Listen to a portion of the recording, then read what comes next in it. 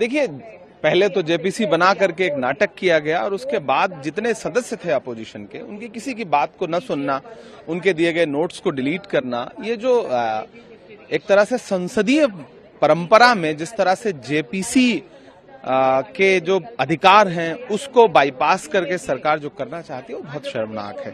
इसके पीछे दरअसल वो देश के बहुत प्राइम लोकेशन पे जो वक्फ बोर्ड की जमीनें हैं उनको लूटना चाहते हैं। ये जब कृषि कानून लेकर के आए थे तब भी इनका मकसद जो है वो उद्योगपतियों को फायदा पहुंचाना था।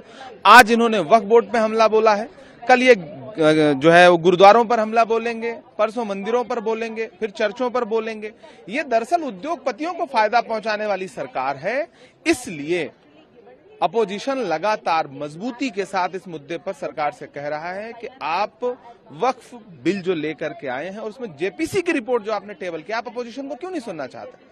तो फिर लोकतंत्र का मतलब क्या है? फिर आप जेपीसी बनाने का मतलब क्या है? ये नाटक बंद करिए। फिर नहीं, आप एक तो जो स्टेक होल्डर नहीं है उनको बुला करके आप उनके नोट्स लेंगे और जो मेंबर्स हैं आप उनको कहेंगे कि डिसेंट, आप तय करेंगे कि क्या डिसेंट है और क्या डिसेंट नहीं है।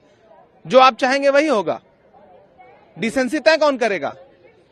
आप लोकतंत्र में तो सबकी आवाज सुननी पड़ेगी आपको ना, संसदीय परंपरा में आपको सबको साथ लेकर के चलना पड़ेगा। जेपीसी के जो सारे मेंबर हैं, आपने कैसे तय कर लिया कि उनके नोट्स डिसेंट नहीं है? देखिए, पहले तो जेपीसी बना करके एक नाटक किया गया और उसके बाद जितने सदस्य थे अपोजिशन के, उनकी किसी की बात को न सुनना, उनके दिए गए नोट्स को डिलीट करना, ये जो एक तरह से संसदीय परंपरा में जिस तरह से जेपीसी के जो अधिकार हैं उसको बाईपास करके सरकार जो करना चाहती है वो बहुत शर्मनाक है।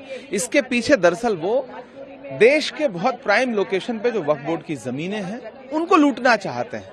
ये जब कृषि कानून लेकर के आए थे तब भी इनका मकसद जो है वो उद्योगपतियों को फायदा पहुंचाना था।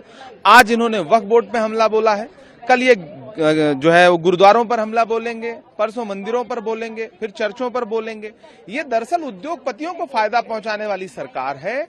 इसलिए अपोजिशन लगातार मजबूती के साथ इस मुद्दे पर सरकार से कह रहा है कि आप वक्फ बिल जो लेकर के आए हैं और उसमें जेपीसी की रिपोर्ट जो आपने टेबल किया, आप अपोजिशन को क्यों नहीं सुनना चाहते?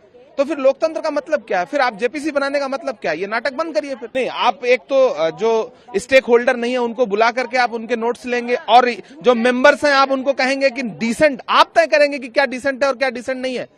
जो आप चाहेंगे वही होगा। डिसेंसी तय कौन करेगा?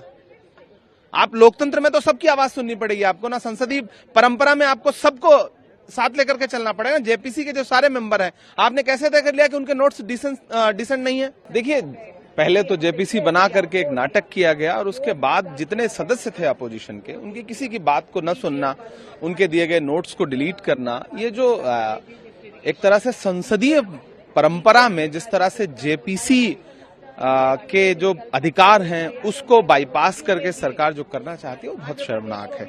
इसके पीछे दरअसल वो देश के बहुत प्राइम लोकेशन पे जो वक्फ बोर्ड की जमीनें हैं उनको लूटना चाहते हैं। ये जब कृषि कानून लेकर के आए थे तब भी इनका मकसद जो है वो उद्योगपतियों को फायदा पहुंचाना था। आज इन्होंने वक्फ बोर्ड पे हमला बोला है, कल ये जो है वो गुरुद्वारों पर हमला बोलेंगे, परसों मंदिरों पर बोलेंगे, फिर चर्चों पर बोलेंगे।